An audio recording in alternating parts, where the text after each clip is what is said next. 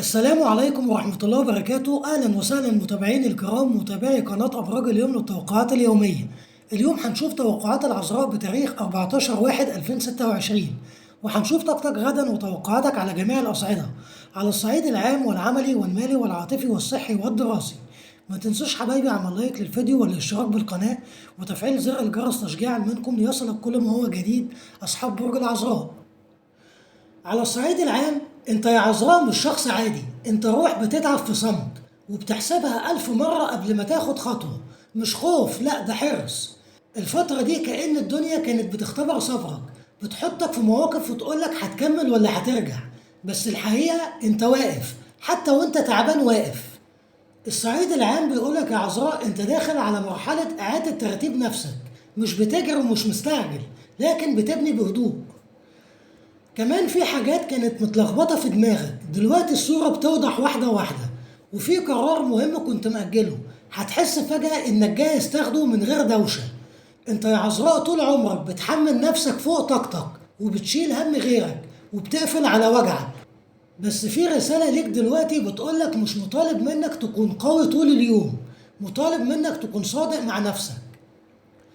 في فرصة جايلك مش وحشة ومش ملفتة، بس لو ركزت هتفهم إنها نقلة هادية، هتطلعك من حالة الركود لحالة أمان أكتر. الخير جايلك يا عذراء، بس مش هيخبط بصوت عالي، هيعدي جنبك وهيستناك تاخد بإيده. الناس شايفاك عملي شوية، بس اللي ما يعرفش إن قلبك مليان إحساس، وإنك لما بتحب أو تتعلق بتخلص. الفترة دي بتعلمك تختار مين يستاهل تعبك ومين لأ. خد بالك من نفسك ومن صحتك ومن نومك ومن طاقتك. مش كل حاجة تتحل بالتفكير، بعض الحاجات بتتحل لما تسيبها تهدى. انت يا عذراء داخل مرحلة اهدى وانضف، وقصدك مع نفسك مش مكسب سريع، لكن راحة بال. والراحة دي كنز ما يعرفهاش قيمة غير اللي تعب قبل كده. لو وصلت لهنا اعرف ان الرسالة دي ليك انت يا عذراء، وان اللي جاي احسن، بس على مزاج ربنا مش على استعجال البشر.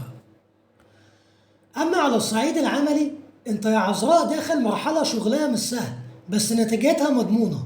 الفترة اللي فاتت كنت بتحس إن تعبك مش ظاهر، وإن مجهودك أكبر بكتير من اللي رجعلك. بس الصعيد العملي بيقولك اوعى تستهون باللي بتعمله دلوقتي. في ضغط شغل ومسؤوليات زيادة، وأحيانا تحس إنك شايل لوحدك، بس الحقيقة إن في عين عليك، وفي حد بيراقب شغلك من بعيد ومش بيتكلم دلوقتي. بس هيجي وقت ويبان التقدير ده في صورة خطوة مهمة. كمان يا عذراء انت بطبيعتك بتحب النظام والدقة، والفترة دي بتطلب منك تستغل الميزة دي صح، ترتب وتنظم وتخطط. أي شغل فيه تفاصيل انت متفوق فيه. لو في مشروع واقف أو ملف متأجل، دلوقتي أنسب وقت ترجع له روحه. في احتمال تغيير، يا إما تعديل في مكانك، يا إما مسؤولية جديدة، يا إما فكرة شغل جانبي كانت في بالك وهتبدأ تاخد شكل حقيقي. مش قفزة مفاجأة، لكن تقدم ثابت يطلعك خطوة فوق. نصيحة الصعيد العملي بتقولك يا عذراء ما تحرقش نفسك علشان تثبت إنك شاطر.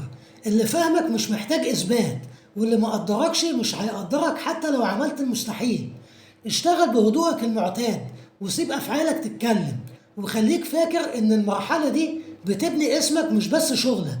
العملي عندك ماشي على مبدأ تعب دلوقتي وراحة قدام.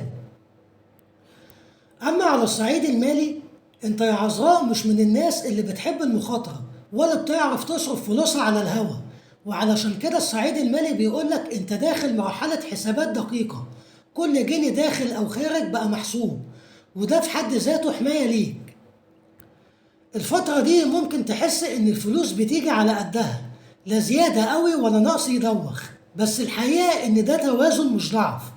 في مصروفات أساسية فرضت نفسها، ومسؤوليات مادية خلتك تشد إيدك شوية، وده تصرف ذكي مش بخل. كمان في فرصة فلوس جاية من تعب قديم، مجهود عملته قبل كده، أو حق كنت مستنيه، أو مصدر دخل صغير كنت شايفه بسيط وبدأ يبان تأثيره. الفلوس دي مش فجأة، لكنها مستقرة وبتدي إحساس أمان. لو بتفكر في شراء حاجة مهمة أو استثمار بسيط، الصعيد المالي بيقولك يا عذراء اقرأ كويس واسأل وما تستعجلش. انت اكتر واحد بتعرف تمسك نفسك لما غيرك يتهور. كمان رسالة مهمة يا عذراء، اوعى تصرف فلوسك علشان ترضي حد او تثبت حاجة. اللي فاهم قيمتك مش هيقيمك بفلوسك. الفترة دي مناسبة انك ترتب ديونك وتحط خطة ادخار حتى لو بسيطة، وتبعد عن التبذير العاطفي. المال عندك ماشي بنظام، قليل ثابت احسن من كتير بيضيع.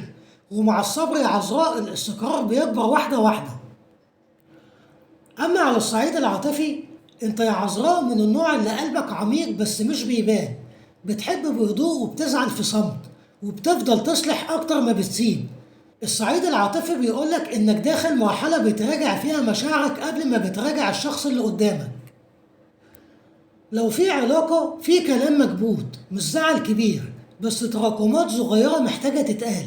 انت مستني خطوة مش علشان ضعيف، لكن علشان تتأكد ان اللي معاك حاسس بقيمتك مش متعود عليك. العلاقة ممكن تهدى وتستقر لو الحوار كان صادق من غير لوم، لو حاسس انك بتدي اكتر ما بتاخد.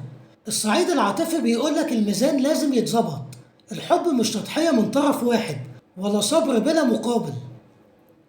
ولو انت عازب، في شخص بيفكر فيك من بعيد، مش جريء كفاية يقرب، بس حاسس بيك. مش علاقة سريعة، دي حاجة بتيجي على مهلك، وبتكبر بالثقة مش بالكلام الكتير. قلبك محتاج أمان أكتر من شرارة. الصعيد العاطفي بيقولك اوعى تقلل من مشاعرك علشان تكمل. اللي يستاهلك هيفهم صمتك قبل كلامك، ويختارك مش لأنك سهل، لكن لأنك حقيقي. الفترة الجاية بتقولك يا عذراء راحة بعد تعب، وصحوة بعد حيرة، وحب أهدى بس أصدق. أما على الصعيد الصحي، صحيا يا عذراء أنت من الأبراج اللي بتشيل على نفسها أكتر ما بتستحمل، وبتفكر كتير قبل ما بتشتكي، بس جسمك عمره ما بيكذب.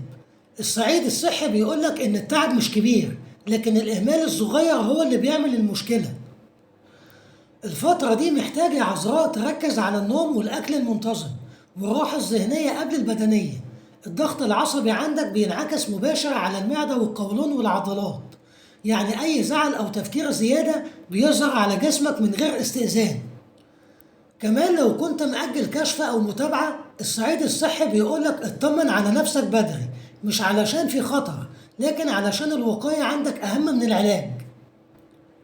اعمل رياضة خفيفة مش مجهود عنيف، وامشي مشي بسيط حتى لو 10 دقايق كل يوم. أي حاجة تفك الشد اللي جواك، واشرب مية كتير حتى لو مش حاسس بالعطش.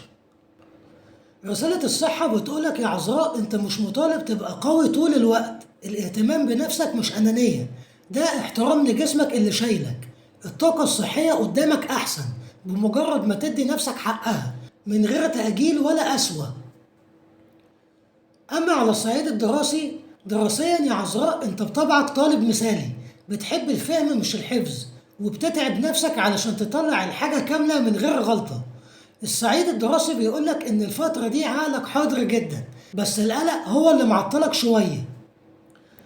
كمان ممكن تلاقي نفسك بتراجع المعلومة أكتر من مرة، مش علشان صعبة، لكن علشان أنت خايف تغلط.